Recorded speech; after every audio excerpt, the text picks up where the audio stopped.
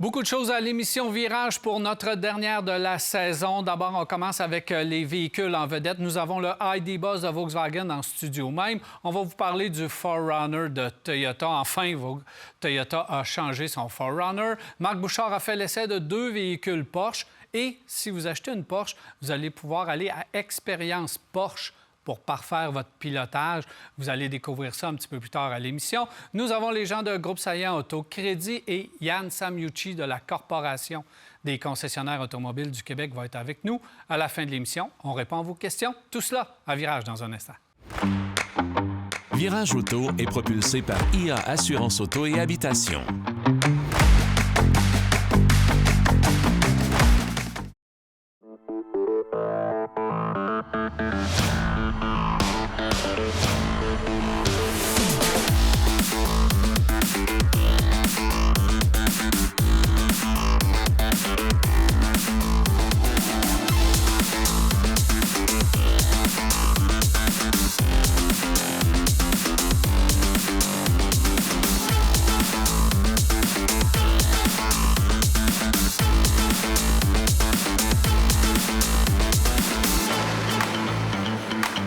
Avec moi à l'émission aujourd'hui, Jacques, bienvenue. Marc Bouchard, salut messieurs. Salut mon cher. Ça va bien? Oui, merci beaucoup. Beaucoup de véhicules à l'émission aujourd'hui. C'est le fun pour notre dernière de la saison. On commence avec le ID Buzz. On a entendu parler longtemps. Volkswagen nous ont présenté des concepts à pu finir sur ce véhicule-là. Je pense une dizaine d'années avant de le sortir officiellement. Puis on n'a pas à être déçus parce qu'ils sont restés vraiment proches du concept original et ils sortent quelque chose de vraiment particulier, Marc. Tout à fait. On va quand même préciser que c'est vrai que ça fait 10 ans qu'ils nous le présentent en Amérique du Nord. Ça fait quand même 4 ans qu'il roule en Europe. Oui, c'est ça. 3 ans et demi. Alors, on est juste un peu en retard, comme ça arrive presque jamais chez Volkswagen, on va se le dire. Effectivement, tu as bien raison de dire que c'est un véhicule qui vaut vraiment la peine, cependant. J'avoue que j'avais très hâte de prendre le volant. D'abord parce que j'aime le style. Le style est incroyable. Je peux vous dire que sur autoroute, il y a des gens qui se tournent pour prendre des photos, là. On est vraiment à ce niveau-là d'attention avec le véhicule.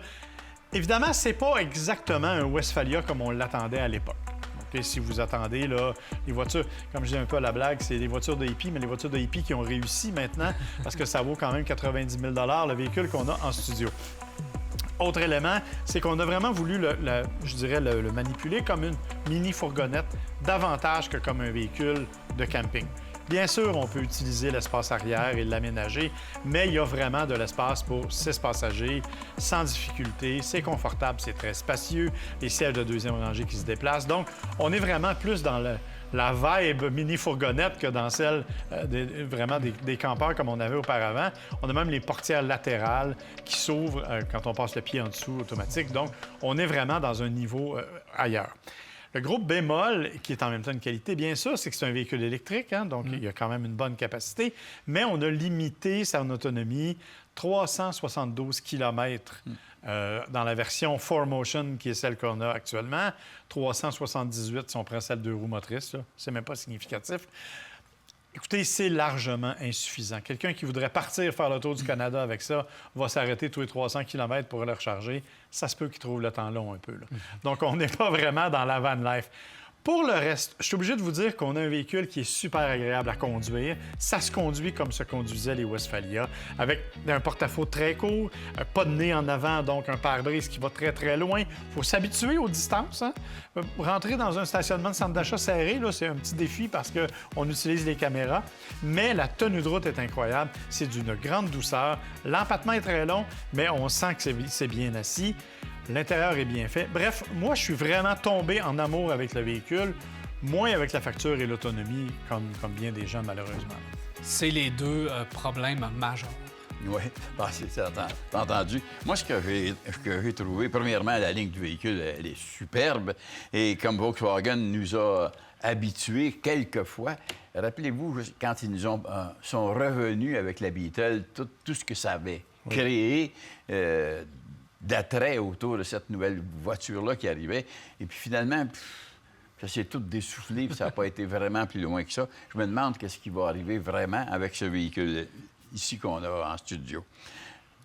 vraiment, vraiment joli que je trouve, mais il n'y a rien qui est proche d'une Van Life, il n'y a rien qui est proche d'un Westphalia, comme on a. Ceux qui pensent ça, là, ils rêvent en couleur, parce que, premièrement, le dessous, c'est des batteries. Alors, où vous mettez vos réservoirs, où vous mettez l'eau, où vous mettez l'eau usée, où vous rajoutez des... On joue sur la nostalgie. Ben oui, absolument. Alors, on n'aura pas besoin de ça, je pense pas. Là. Et ça ferait un véhicule campeur, disons-le, là, qui coûterait 235 240 000 là. Fait qu'il faut oublier ça. À 300 km d'autonomie. À 300 km d'autonomie. Alors, moi, ce que je trouve, c'est, premièrement, ce qui fait que ça ne pourra pas avoir d'autonomie vraiment, c'est que le poids du véhicule, l'autonomie, je l'avais écrit, puis le coût qui serait très, très élevé, alors qu'il existe sur le marché des classes B actuellement pour autour de 200 000 qui n'est pas donné. C'est vraiment pas donné non plus, mais qui sont vraiment bien construits, bien aménagés, qui n'ont peut-être pas l'économie de ça, mais qui vont nous permettre de se rendre beaucoup plus vite à destination et revenu, parce que ça, si tu décides d'aller à Vancouver, là, tu pars pour 2 mois. Parce qu'autrement, avec un autre véhicule, tu peux dire j'y vais aller-retour dans mon mois. Il faut voir ça comme une mini-fourgonnette urbaine, c'est un véhicule familial. qui est différent. Si tu vas avoir un style complètement différent. Mais le problème, c'est la concurrence. Ouais. Si tu vas chercher un EV9 ou Ioniq 9, tu Ben vas oui. avoir l'espace, tu vas avoir l'autonomie, puis tu vas couper énormément sur la facture. Mais ça, Daniel, tu le sais, c'est le combat éternel entre les mini-fourgonnettes et les VUS. C'est-à-dire, prends une Sienna, prends une Carnival de Kia, c'est des voitures, des véhicules qui sont exceptionnels, mais quand ils arrivent face à un VUS qui a le même nombre de places assises, on n'est pas dans le même combat. Bien, c'est un peu la même chose avec ça. Bien, parce que, on va être honnête, là, le Ioniq 9 équipé comme celui-là est équipé, on parle de 83 000 On n'est pas si loin que ça en termes de différence de prix. Ça, il y a des affaires. Écoutez, il y a des affaires de fou, là. Oui, ça vaut 90 000 celle qu'on a en studio, mais c'est 1 500 juste pour la couleur. Si vous le prenez uni, c'est 1 500 de moins. C'est 2 000 pour le toit panoramique. C'est super cool, le toit panoramique. Il fait pleine grandeur, puis pour l'obscurcir, c'est un bouton. Donc, c'est électrique. Ça se replie ou ça se... Tu vois rien, c'est magnifique, mais c'est 2 000 d'option. Alors que, bon, je veux dire, comme je vous dis, le combat se fait effectivement entre le VUS et la minivan. On l'a transporté au niveau électrique à des prix élevés. Ça, pour le style, ça vaut vraiment le détour. Mais pour le reste... On a tombé sur la tomate de Toyota et Lexus avec le BZ4X. BZ, maintenant qu'on a vraiment ajusté l'autonomie, le plus rapidement possible, Volkswagen doit ajuster l'autonomie sur ce véhicule-là. On sait que l'hiver, à moins 20, c'est 250. Oui. Puis peut-être 200 pas. km d'autonomie. Donc, c'est un véhicule pour transporter des passagers, donc du poids additionnel à l'intérieur et des bagages. Donc, ça veut dire qu'on réduit encore l'autonomie. Le gros problème, c'est l'autonomie qu'on va devoir revoir rapidement du côté de chez Volkswagen si on va avoir du succès. Parce que pour le look, l'assemblage, la conduite, c'est le fun à conduire, c'est silencieux, c'est doux, c'est beau à l'intérieur. Les matériaux de cette version-ci, c'est de grande qualité. J'ai rien à redire. Même l'assemblage est correct. Donc, parfait. Mais arriver avec 500 km d'autonomie, ça n'a pas de bon sens. Ou arriver à, tout le moins, fournissez-nous enfin les versions d'entrée de gamme aussi. Parce que là, il faut le préciser, on a 2 versions. On a la 4Motion puis la 2 roues motrices, mais ce sont toutes des First Edition. On n'a pas les versions d'entrée de gamme, donc, qui ont été beaucoup moins dispendieuses, là, à 20 000 de moins ou à peu près. Donc, c'est sûr qu'il y a toutes sortes d'ajustements à faire. Et honnêtement, je pense pas que ça va jamais sortir en fou des cours de concessionnaire, là, on s'entend. Pas moi non plus. Mais c'est un véhicule qui a du look. Un peu comme une Mini. On a gardé cette nostalgie-là. Et n'en déplaise aux mauvaises langues, je n'étais pas là de la première génération, mais je pense que ça a été pas mal. On va sûrement reparler de ce beau véhicule-là. Je veux glisser un mot rapidement sur le 4Runner parce que c'est le véhicule que je conduis. Et bravo à Toyota parce qu'ils nous ont envoyé la version de base. La SR5, vraiment la version la moins équipée, mais qui arrive quand même avec un niveau d'équipement intéressant. Là, maintenant, avant, tu n'avais pas de siège chauffant dans la version de base du 4Runner. Donc, une belle mise à jour. Et après l'avoir conduit sur plusieurs kilomètres, c'est vraiment la douceur de roulement de ce véhicule-là qui a été nettement améliorée. On garde son esprit camion. On a fait les choses de la bonne façon avec le 4Runner, évidemment, en faisant 8 versions différentes, dont des versions hors route, TRD Pro, Trail Hunter, des versions de fou et des prix de fou aussi, parce que lui aussi monte au niveau du prix quand on y va avec des nouvelles versions. Mais, encore une fois, on a réussi à moderniser le véhicule, mais à garder son esprit de camion. Puis, d'avoir des sports utilitaires sur plateforme faites pour la route, il y en a un puis un autre, d'avoir des vrais sports utilitaires pour des puristes montés sur châssis et échelle, comme le 4Runner. Ouais. Bravo d'avoir gardé ce type de véhicule-là parce qu'il y a encore des besoins. Mon seul bémol, en fait, c'est qu'il se trouve à cannibaliser lui-même le Land Cruiser. À peu près dans la même catégorie, puis à peu près dans la même échelle de prix. Alors, évidemment, ça devient un choix difficile à faire entre les deux. Mais tu as raison de dire que le 4Runner a pas plus de versions, mais en tout cas, est peut-être plus abordable et a conservé l'idée de l'amener en route en fou. Oui, la vitre coulissante en arrière. C'est ça. Deux choix de motorisation. Donc, vous avez une version turbo hybride avec du 2.4 ou le 2.4 litres de base. Tu as raison à dire que c'est parce que le problème, c'est pas le 4Runner, c'est le Land Cruiser au niveau de son intérieur. On n'a pas été assez loin. On a utilisé du plastique beaucoup. Ouais. On l'a mis du type un peu trop camion, ce qui fait que quand tu t'assois dans le 4Runner, tu as à peu près le même environnement, mais à un prix beaucoup moindre. Alors, puis une motorisation qui se ressemble beaucoup également. Donc, je pense que les gens vont avoir à choisir. Et le 4Runner va être, j'en suis persuadé encore, le véhicule, il va garder le plus sa valeur de revente sur le marché, tout comme le Land Cruiser d'ailleurs, et le Lexus GX. On a des véhicules qui sont à peu près, là, qui ont la même essence dans les marques, dans les 3 marques. Donc, moi, j'aime bien le 4Runner. J'aime sa formule qu'on a réussi à faire, ses versions. Et j'aime qu'on ait gardé l'idée que ce soit un truc de hors-route, capable de hors-route. C'est ça. Alors qu'on ne l'a pas dénaturé. Rappelez-vous, il y a quelques années, avec Nissan avec son Pathfinder, qui nous avait amené un VUS urbain, alors que là, le 4Runner a conservé sa personnalité. Je pense que ça, c'est une bonne chose. Et le plaisir de le conduire, parce que c'est un véhicule qui est très doux à conduire sur la route. C'est pas tout le monde qui va faire du hors-route avec ça. Et qu'on ait un véhicule de quoi, 50 quelques mille dollars, moi, je trouve ça intéressant. Et tu as les nostalgiques qui vont embarquer là-dedans, je suis certain. Absolument. Je ne pense pas que ça va devenir le véhicule le plus vendu parce que le nouveau RAV4 va demeurer le véhicule le plus vendu chez Toyota. Mais de le conserver, je trouve que c'est vraiment bien. Je ne sais pas combien de sports utilitaires on va conserver du côté de chez Toyota. À un moment donné, on va être obligé d'en laisser aller un ou deux. Là. Mais là, ils sont rendus avec un inventaire. Tous les modèles, c'est complètement fou, là. Exactement. Merci, messieurs. Ça fait plaisir. Alors voilà, on s'arrête à virage et on va revenir rester avec nous. CarExpert, l'expert carrossier, vous a présenté cet essai routier. CarExpert à la fine pointe de la carrosserie.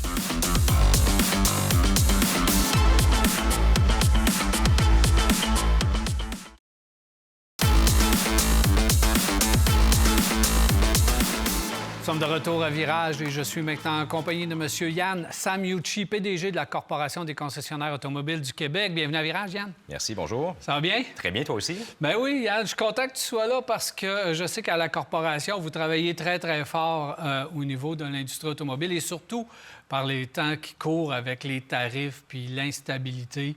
Parle-moi donc comment ça va depuis le début de l'année dans l'industrie automobile. C'est une drôle d'année, Daniel, pour des raisons que la plupart des gens connaissent, là, avec la situation géopolitique, avec nos voisins du Sud qui brassent pas mal l'Amérique du Nord et le monde entier actuellement. Évidemment, l'administration Trump, avec ses tarifs, vient changer complètement la donne.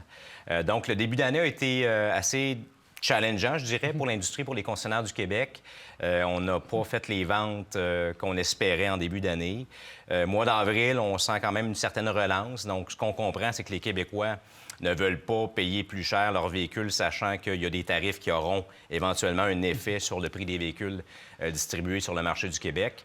Ce qui fait, je dirais, le plus mal à court terme, oui, l'instabilité, l'incompréhension, puis ce qu'on ne sait pas qui va arriver dans l'administration Trump, à savoir, il va-tu reculer sur certaines mesures. Mais ce qui fait mal et ce qui va faire mal dans les prochains mois, à notre sens, c'est les contre-tarifs de notre gouvernement fédéral canadien sur les véhicules parce que c'est ni plus ni moins qu'une taxe qu'auront à payer les Canadiens et les Québécois pour l'achat d'un véhicule sur le marché ici.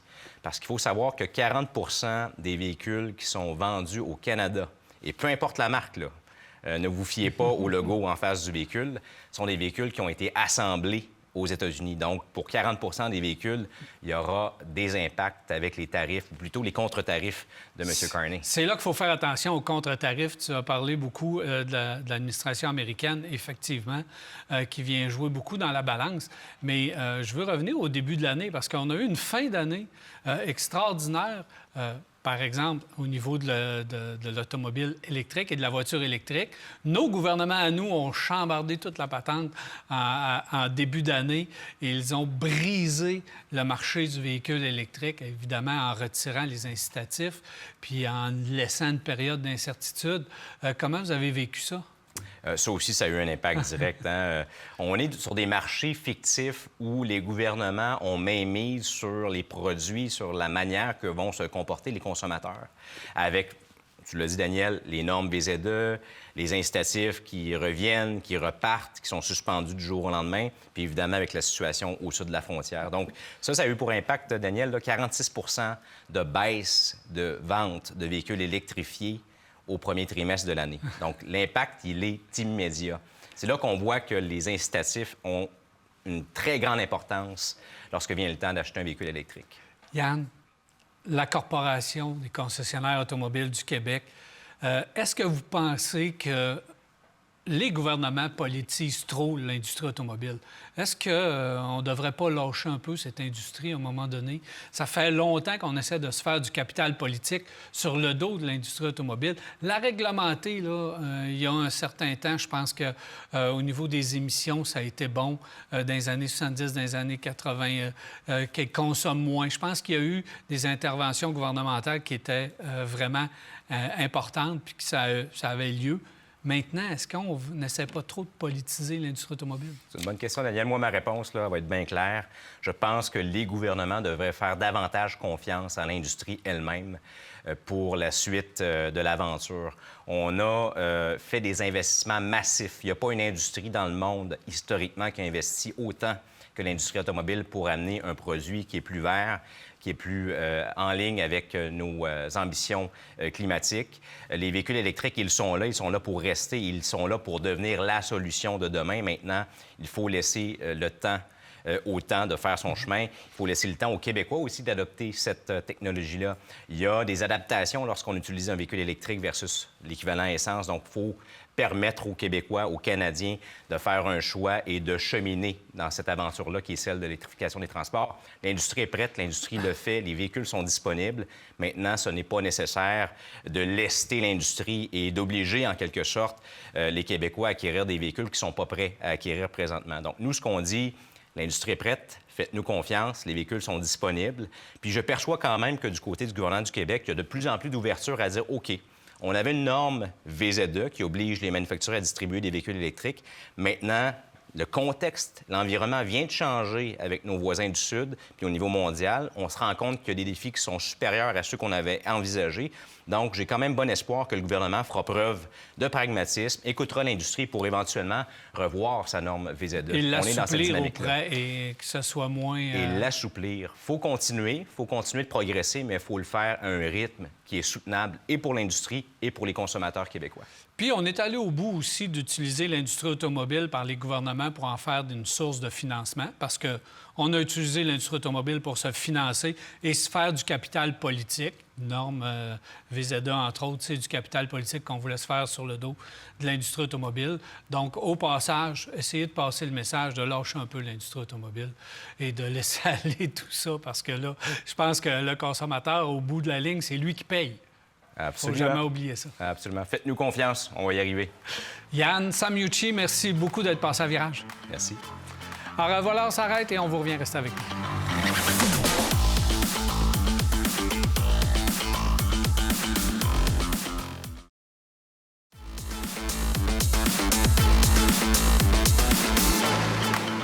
Voilà de retour. Je suis maintenant en compagnie de Stéphanie Blais et Alexandre Saillant, groupe Saillant Autocrédit. Bienvenue à Virage. Allô? Alors, Stéphanie, on va parler de crédit dans un instant, puis on va donner un bon truc aux gens, je pense. Mais juste avant, si tu permets, je vais parler avec Alexandre, parce qu'il arrive de Chine, Alexandre, et tu as fait plusieurs observations concernant le monde de l'automobile là-bas. Donc, ça t'a surpris, le marché de l'automobile en Chine? Oui, je suis allé là avec la CADA, dans le fond, c'est l'Association canadienne de l'automobile. Puis, on est allé voir justement l'industrie automobile. On est allé au Salon de l'auto de Shanghai. OK. Puis, ils nous ont aussi appris beaucoup de choses sur leur industrie. Puis, ça a été quand même un choc. Un choc? Un choc. Alors, on avait l'image que la Chine avait des produits qui étaient quand même plus bas de gamme, moins bons, et ainsi de suite. Ils ont beaucoup évolué dans les dernières années. Puis aujourd'hui, les véhicules qu'on voit au Salon de l'auto de Shanghai en particulier, là, on a vu énormément d'autos là. L'innovation qu'il y a dans leurs autos sont en avance de plusieurs années sur les manufacturiers occidentaux. C'est incroyable. Ah oui? Ils sont encouragés par le gouvernement à innover puis à investir. Le gouvernement, là-bas, les aide beaucoup. Il aide à créer la demande en encourageant avec des... Comme nous, on fait là, des montants pour acheter un véhicule, et ainsi de suite. Mais aussi, puis la grosse différence, c'est ça, c'est qu'ils travaillent avec les manufacturiers pour les aider à devenir des numéros 1 dans le monde. OK. Alors, beaucoup de subventions, ils ne taxent pas, ils les aident. Tandis que OK. nous, au Canada, ce que j'ai remarqué, j'ai des manufacturiers qui ont payé des centaines de millions en pénalité, en taxes de carbone, puis en pénalité parce qu'ils n'ont pas un ratio de véhicules électriques. Ce qui fait qu'aujourd'hui, quand on regarde le résultat, bien, la Chine, 60 des véhicules électriques au monde sont faits par la Chine. OK. C'est incroyable. Donc, ce que tu vois, c'est que c'est un marché chinois qui se développe à vitesse grand V. Exact. Et c'est pas de savoir s'ils vont arriver en Amérique du Nord, mais c'est de savoir quand ils vont arriver. Exact. Quand ils vont arriver, bien, ça va faire mal parce que c'est pas un pays qui traditionnellement produit ailleurs qu'en Chine. OK. Donc, c'est ça le danger, c'est que les véhicules chinois viennent ici, c'est bien, mais s'ils ne créent pas d'emploi, ça va faire mal. Tu sais, même nous, là, on parle du tarif sur le métal, l'aluminium. Bien, ça va à qui? Ça va, entre autres, aux manufacturiers automobiles. S'ils ne produisent plus ici, ça va faire mal. Est-ce que tu as vu des petites voitures abordables électriques? Parce qu'eux autres, Ouais. on dit qu'il y a de la voiture là à 8 000 10 000 Ils ont des véhicules plus abordables, mais ce pas des véhicules qui sont destinés à l'exportation. OK. Ce qu'ils vont exporter maintenant, ils ont des véhicules en beaucoup plus haut de gamme, des véhicules là, à 100 000, 150 000, 200 000. Il y en a. Il y en a beaucoup, OK. là. Alors, c'est un pays qui est émergent, mais il y a une richesse quand même qui se développe beaucoup là. Puis, ils ont des technologies beaucoup plus avancées. Tu sais, comme s'ils viendraient ici, ils viendraient avec des batteries à 1000 km. Bien, ça ne coûtera pas 20 000. Là. OK.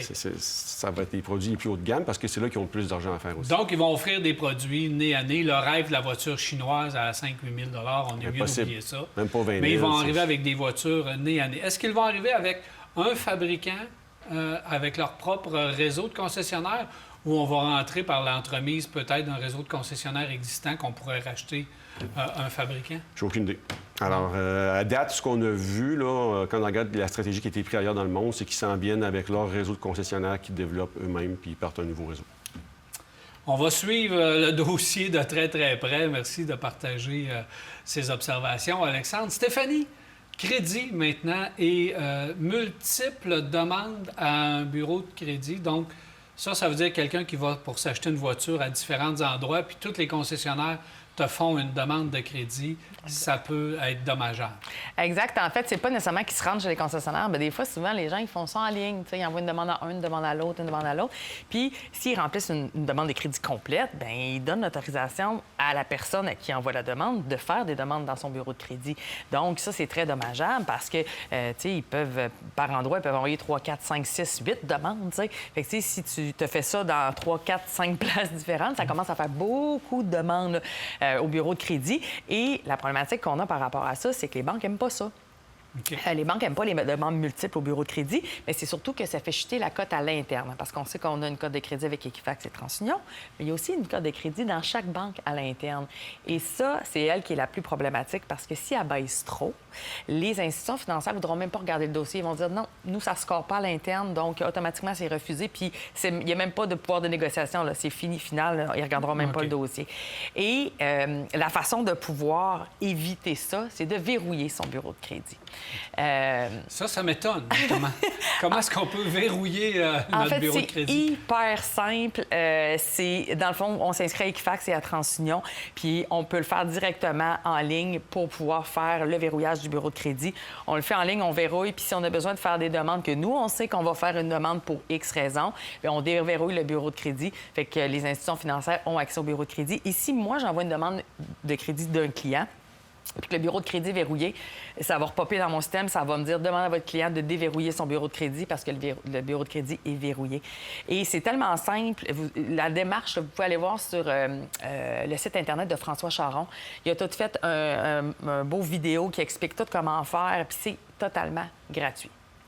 C'est à faire. Ça, c'est un bon conseil pour tout le monde. Puis tu n'as pas besoin d'avoir soit déjà des doutes sur ton crédit. Là. Tout le monde devrait aller verrouiller son bureau de crédit. Tout le monde devrait aller verrouiller parce que, outre que des demandes de crédit, ça évite la fraude aussi parce que si ton bureau de crédit est verrouillé, à part toi qui sait qu'il va faire une demande de crédit, il n'y a personne d'autre qui va pouvoir faire une demande de crédit dans le bureau de crédit. Comment se comportent les institutions financières présentement avec l'instabilité du marché, les prix des véhicules élevés, les financements sur du long terme?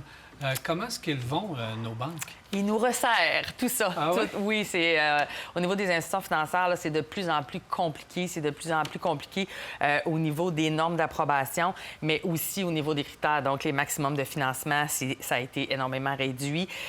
Au niveau du minimum d'emploi, ils ont augmenté le minimum d'emploi dans plusieurs institutions financières. Donc, tous les critères sont de plus en plus resserrés, ce qui fait que c'est encore plus compliqué, des fois, de travailler des dossiers qui sont problématiques ou que, tu sais, au niveau de l'emploi, il y a plusieurs choses qui peuvent être problématique dans un dossier d'un client. Donc, ça rend le dossier encore plus compliqué, là, effectivement, de travailler avec les banques. Là. Donc, d'autant plus d'être prudent avec son crédit et de verrouiller son crédit. Exactement. Puis de venir voir, puis de ne pas faire des demandes partout, puis d'aller voir là, des gens qui sont compétents. Donc, venez nous voir. Conseillère de crédit. Stéphanie Blais, Alexandre Saillant, merci d'être passé à Virage. Merci. Alors voilà, Marc Bouchard est allé faire l'essai de véhicule Porsche. Il est allé se gâter. On va voir ça à l'instant.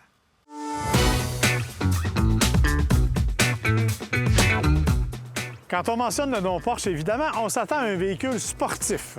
Quand on ajoute à ce nom-là les lettres GTS, c'est encore plus évident. Pourquoi? Parce que ça veut dire Gran Turismo Sport. C'est bien entendu la division de Porsche qui nous amène les versions un peu plus vitaminées, un peu plus musclées.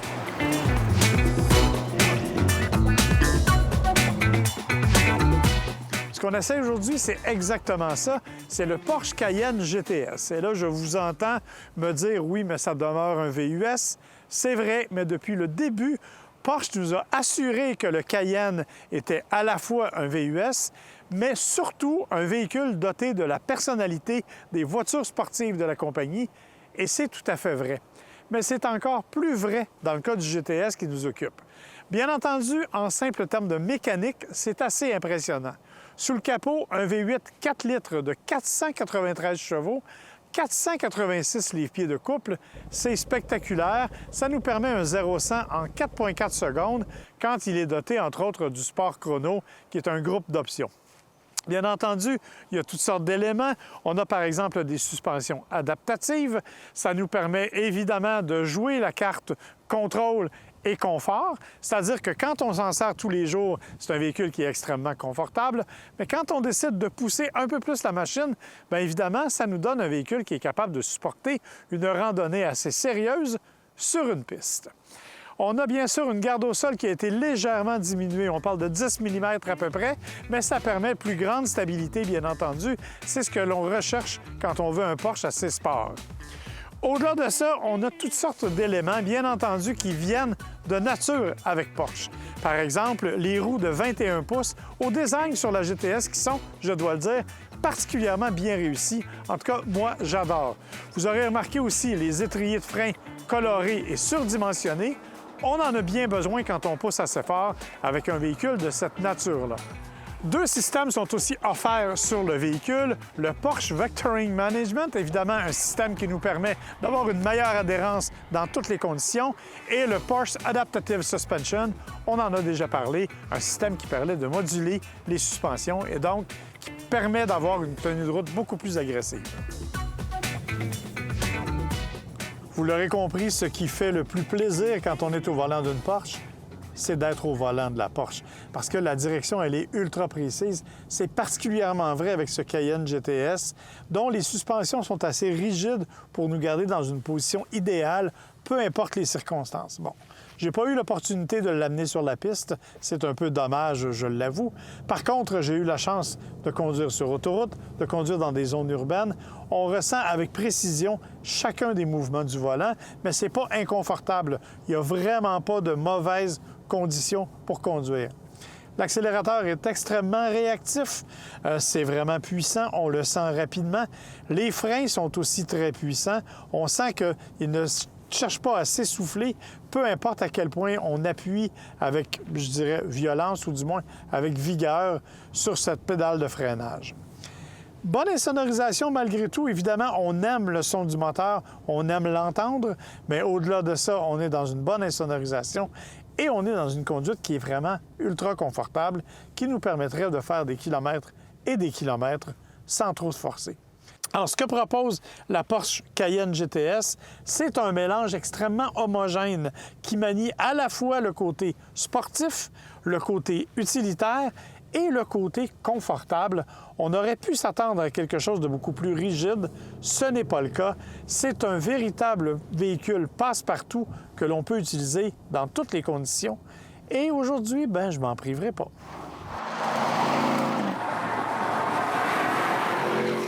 Ce qui distingue la version GTS des autres versions, c'est notamment la transmission, une Tiptronic avec des palettes au volant, 8 vitesses, qui sont vraiment exceptionnelles. Bien sûr, le choix des modes de conduite qui nous permet de se prendre un peu pour un pilote de course quand on entend, disons, le rev matching, disons, l'espèce de talon-pointe automatisé que la voiture fait et qui donne un ronronnement absolument spectaculaire. Bien sûr, on peut la mettre en mode sport, Sport Plus, et là, on a vraiment le ronron d'un échappement ultra sophistiqué, mais tout à fait bruyant. Un bruit, il faut le dire, qu'on aime beaucoup quand on est un conducteur un peu sportif. Parmi les autres changements aussi, il y a un boîtier de transfert qui dispose de son propre système de refroidissement.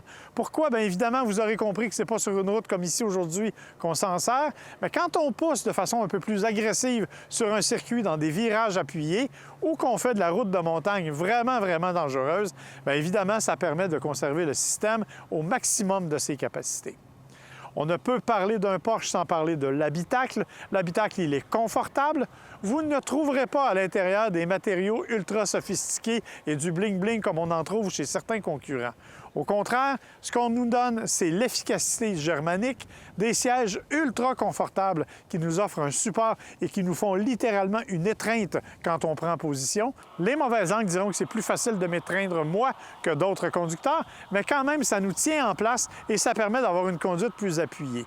Les matériaux sont intéressants quand même, des appliques en fibre de carbone, le suède qui recouvre l'intérieur, à la fois le plafond et l'intérieur des portes, mais tout est assez dans la sobriété. Bien sûr, il y a des commandes qui sont maintenant plus faciles qu'auparavant, mais tout est facile à utiliser, l'ergonomie est excellente. Et comme le veut la tradition, bien, le bouton de démarrage est à gauche du volant, ce qui fait partie de l'héritage Porsche. On a quand même un espace de chargement intéressant. On parle de plus de 700 litres une fois qu'on utilise le maximum, ce qui est suffisant parce que, rappelons-le, c'est quand même un VUS. C'est quand même un véhicule utilitaire sport qui est capable, croyez-le ou non, de remorquer jusqu'à 3500 kg, le cas échéant, avec une remorque freinée, ce qui est assez exceptionnel. On a donc un véhicule qui est à la fois digne d'un usage quotidien pour le confort et le plaisir, qui est capable de faire son chemin sur la piste comme Porsche nous l'avait promis. C'est donc un vrai VUS sportif dans tous les sens du terme. Et honnêtement, c'est probablement la version que j'irais m'acheter si j'avais à m'acheter un VUS de Porsche.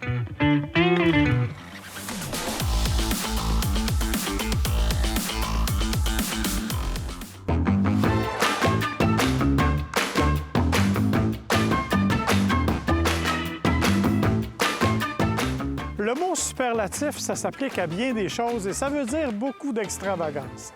Dans le cas de la voiture qui est aux côtés de moi, ça s'applique littéralement à tous les aspects du véhicule.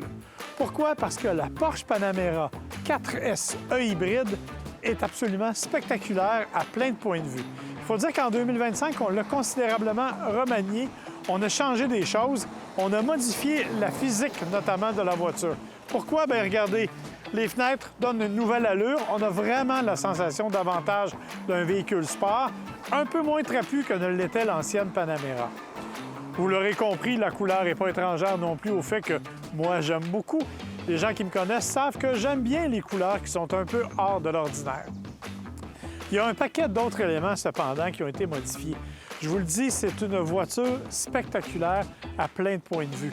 Mécaniquement, on a un moteur V6 biturbo 2,9 litres, jumelé à une motorisation électrique. Le total, 536 chevaux, 553 livres-pieds de couple, avec une boîte à double embrayage avec palette au volant. C'est absolument exceptionnel. Ça fait le 0-100 en 3,7 secondes.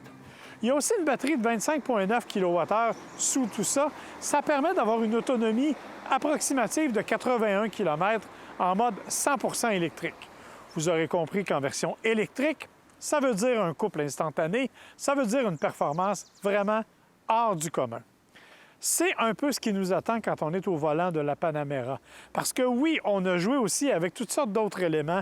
Bien sûr, il y a les systèmes de rouage intégraux que l'on connaît du côté de chez Porsche qui sont super efficaces. Bien sûr, il y a aussi tous les éléments actifs qui nous permettent d'avoir vraiment une tenue de route exceptionnelle. Du nombre, et c'est probablement le plus surprenant, ça s'appelle le Active Ride.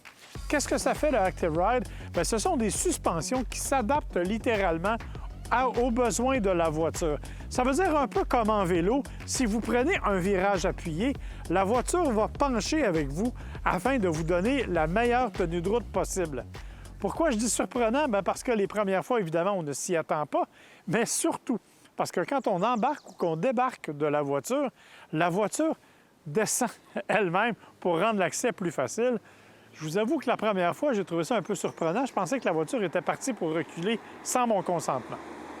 Évidemment, ce n'est là qu'un détail, mais ça donne quand même une idée justement de la précision que l'on a voulu donner à cette Panamera, qui est aussi disponible avec une direction aux 4 roues, ce qui permet encore une fois une tenue de route exceptionnelle. Bien entendu, à l'intérieur, on a un habitacle que l'on connaît. On a un tableau de bord qui est facile à consulter, d'une grande précision, système d'infodivertissement qui est super facile. Bref, dans l'ensemble, on est dans un véhicule qui a été considérablement amélioré du point de vue ergonomique, qui offre des sièges aussi, bien sûr, assez confortables, même si, il faut bien l'avouer, les places arrière ne sont pas les plus, disons, les plus faciles à occuper quand on a un physique un peu différent. En gros, si vous êtes trop grand, si vous êtes trop large, il est possible que vous trouviez le dégagement un peu juste. Mais soyons francs, on s'en inquiète fort peu parce que quand on est au volant de cette voiture-là, ce qui nous intéresse, c'est le comportement routier. On a parlé il y a quelque temps du Porsche Cayenne et de la précision de la direction. Dans le cas de la Panamera, multiplier ça par 2. Malgré le fait que ce véhicule-là pèse plus de 2 tonnes métriques, c'est tout près de 5000 livres, il se comporte comme s'il était un go-kart. Il suffit d'une simple impression dans le volant pour que la trajectoire se place immédiatement comme on le souhaite et comme que le tout soit vraiment le plus simple du monde dans toutes les circonstances, même dans les virages les plus difficiles. Bien sûr, des roues de 19 pouces avec des pneus haute performance. Ça s'applique dans le cas d'une Panamera aussi puissante. Mais dans l'ensemble, on n'a quand même pas fait trop de compromis sur le confort. On nous présente un véhicule qui est performant, qui est efficace, qui est vraiment puissant, qui est très agréable à conduire, qui vraiment profite d'un relooking tout à fait intéressant et qui le rend encore plus séduisant. Bref, c'est une des versions de la Panamera, parce que je vous le rappelle, il y en a plusieurs. 3 sont hybrides, incluant une turbo hybride, donc encore une fois, un véhicule encore plus puissant. Il existe un seul modèle maintenant qui est à essence, mais la plupart ont la même motorisation, évidemment avec des puissances variables, mais dans chacun des cas, le plaisir de conduite est au rendez-vous.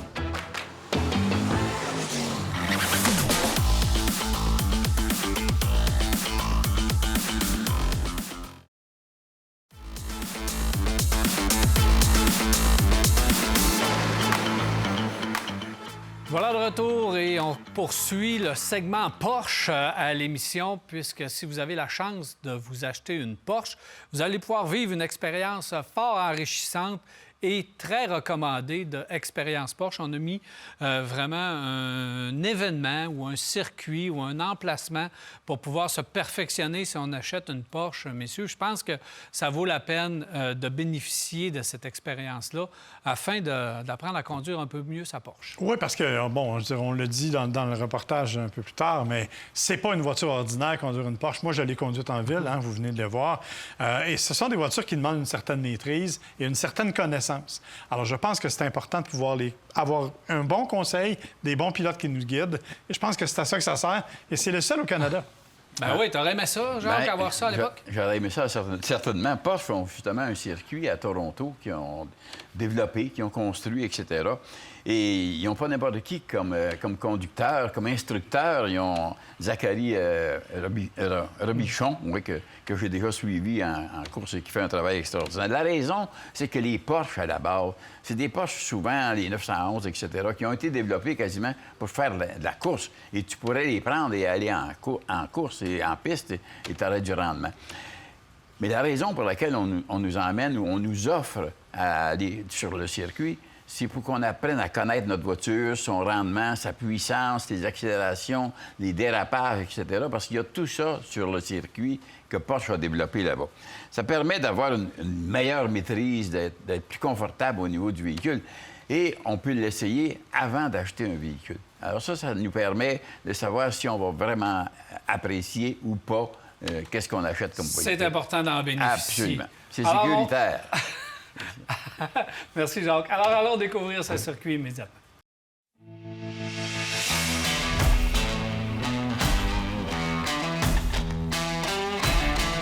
Donc, le Porsche Experience Center de Toronto a été créé pour la clientèle. On a effectivement des gens, quand ils se procurent un véhicule neuf depuis janvier, ont droit à une invitation pour venir ici pour 90 minutes pour essayer les véhicules sur les circuits. Et bien sûr, c'est pas seulement réservé aux clients qui s'achètent des véhicules Porsche. Des gens aussi qui ont 21 ans et un permis de conduire valide peuvent passer du temps sur les circuits.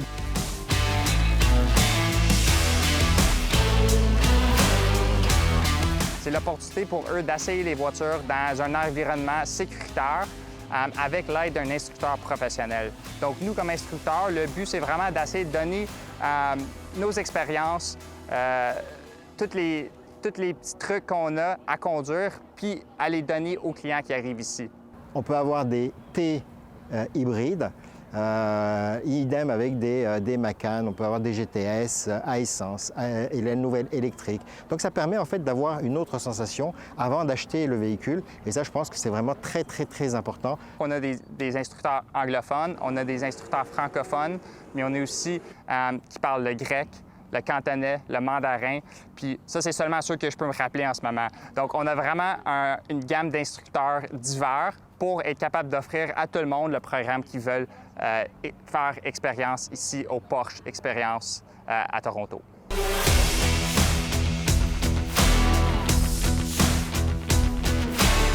Mon instructeur, Zachary, m'a guidé sur la piste, quand est-ce qu'il fallait freiner, quand est-ce qu'il fallait tourner, sur comment gérer un survirage, un sous-virage, quand est-ce qu'il fallait accélérer, et ainsi de suite. Donc, ça permettait de contrôler, ça permettait d'avoir un meilleur contrôle, en fait, du véhicule. On a des différentes sections sur le circuit. On a un circuit au complet de plus de 2 km. On a une section de conduite dynamique. On a des skid pads, donc on peut faire des survirages, des sous-virages. On peut faire glisser les voitures. Puis on a un circuit qu'on appelle à friction basse. Donc, qu'est-ce que ça donne? Ça donne quasiment l'impression de conduire sur la glace. Le plus important ici, c'est d'avoir l'expérience Porsche avant de faire son achat et de pouvoir apprendre à contrôler son véhicule. Est-ce que je vous le dis? Une Porsche, ce n'est pas une voiture comme toutes les autres, c'est une expérience à part. Donc nous, on veut vraiment être capable de donner les informations pour que chaque pilote qui rentre ici, il sorte un meilleur pilote puis avoir vécu l'expérience Porsche. On est très, très, très content de l'arrivée de ce centre-là, qui est vraiment une exclusivité au Canada. Il n'y a aucun autre constructeur qui offre quelque chose du même calibre. Ce segment est une présentation du réseau des garages recommandés CAA Québec et de B-Lepage Autoservice. Visitez caaquebec.com pour trouver votre garage.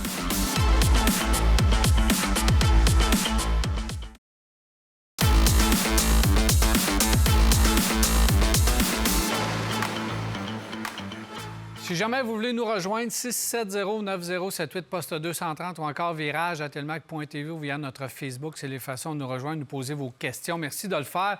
C'est notre dernière émission. Nous allons être là quand même toute la saison estivale en rediffusion et dès le début septembre, nous allons reprendre nos émissions. Si vous nous écrivez, on va garder vos questions et on va y répondre à partir de septembre et de la première semaine de septembre. Messieurs, très rapidement, parce qu'on va en passer quelques-unes, on n'a pas beaucoup de temps. On les met dans l'ordre pour Jean qui nous dit mettez-les dans l'ordre. Pour moi, j'ai la 1. On y va. Civic SI, 1. 2 GLI, 3 GTI, 4 Mazda 3 Sport. Moi, je les ai mis dans l'ordre. 1 Mazda 3 Sport, 2 SI, 3 GTI, 4 GLI au niveau de la Jetta.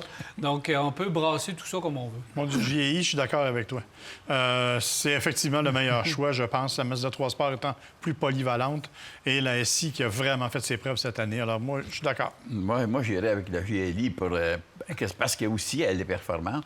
C'est pas la qualité de la Mazda 3 Sport, mais c'est un véhicule qui a une bonne visibilité tout le tour. Et j'ai remarqué que la 3, et on était beaucoup plus renfermé au niveau de la visibilité.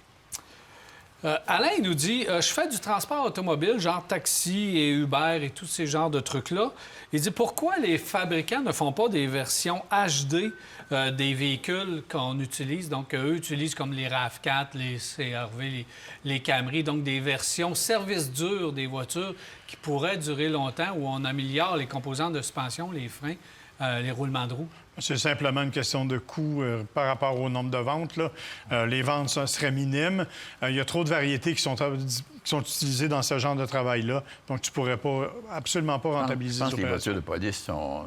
Les police cars, les voitures, je pense qu'eux, déjà, sont renforcés. Oui, il y a quelqu'un qui est modifié un peu, mais pas les fabricants. Non.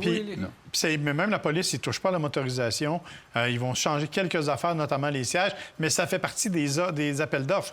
La police dit, moi, je veux ça pour mes policiers, et c'est là que c'est modifié. Tu ne peux pas le faire à large parce qu'il n'y aura pas de marché. Monsieur Henry dit, j'ai 78 ans, ça va être ma dernière voiture. Je veux la garder au moins 10 ans. Je pense au BZ 4X ou au BZ maintenant, puisqu'on enlève le 4X. On ne fait plus de voyages, c'est pour faire les commissions en ville. Alors, 10 ans, selon Toyota, la batterie va être bonne encore à 90 %. Donc, c'est quand même un choix intéressant. C'est moins vrai maintenant parce qu'on peut la charger rapidement plus souvent, mais oui, effectivement, vous n'aurez pas de problème avec ça. On n'a pas voulu ça. embarquer sur le terrain, justement, avec la nouvelle BZ, à savoir si oui ou non, quel pourcentage restait là. Mais si vous prenez un BZ 4X, parce qu'il y en a beaucoup dans les cours aujourd'hui au moment où on se parle, oui. Là, la recharge est moins rapide. L'autonomie est moins là aussi, mais pour faire ce que vous faites, je pense que vous allez en avoir amplement. Je suis surpris qu'à 78 ans, il veut que ça soit sa dernière voiture. Oui, c'est ça. Moi, j'ai 87, je veux changer à tous les ans. C'est ça. C'est ça. On dit toujours ça, c'est la dernière voiture, mais finalement, ça ne sera pas la dernière. On va au moins en racheter une autre. Je vous souhaite un bel été, messieurs. Prudence sur la route dans vos déplacements. Bien sûr, toi aussi, profite-en bien, profite des vacances. Et évidemment, à tous les téléspectateurs aussi, bien sûr. Merci. Alors, merci à vous d'avoir été là. Merci à toute l'équipe. Je vous souhaite un bel été. On se revoit dès le début septembre.